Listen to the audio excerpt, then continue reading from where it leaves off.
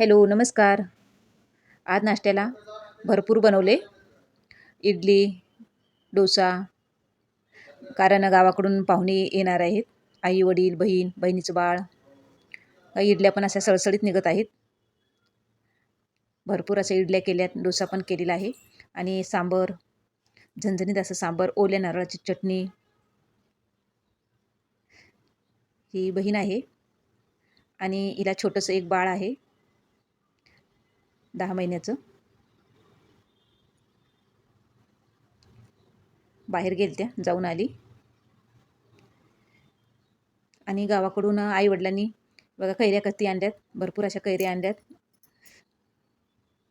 देठासहित कैऱ्या घेऊन आलेल्या आहेत. भाजी आली. आई असं भाजी निवडत बसली बाहेर. गावाकडून आणलेली. कधी आई असं रिकामं येत नाही. गावाकडून यायले की पिशवीत काही ना काही तर असतंच. वडील आहेत.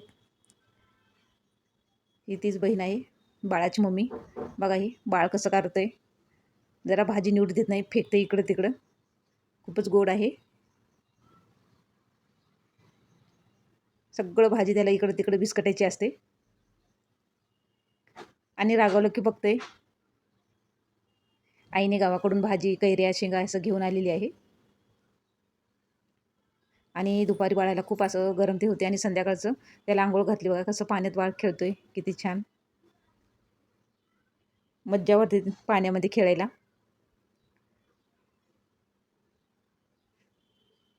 जेवण चालले बाळाचं. भजी खातोय, आवडली म्हणतोय आणि भजी छान आहे म्हणते. खूपच गोड आहे बाळ. आगाऊ पण आहे. छान आहे म्हणते भजी.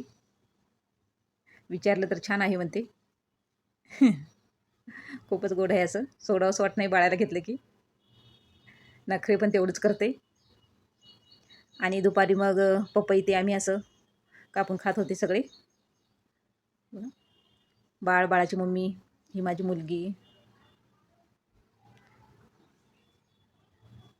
बाळ पण खातोय पपई.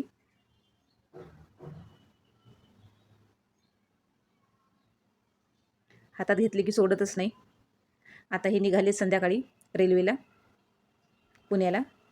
तर मी कुंकू लावते. आई आहे, ती बहीण आहे, बाळाची मम्मी. मी पण चालली सोडायला आता रेल्वे स्टेशनला त्यांना. वडील आहेत, हे मिस्टर आहेत.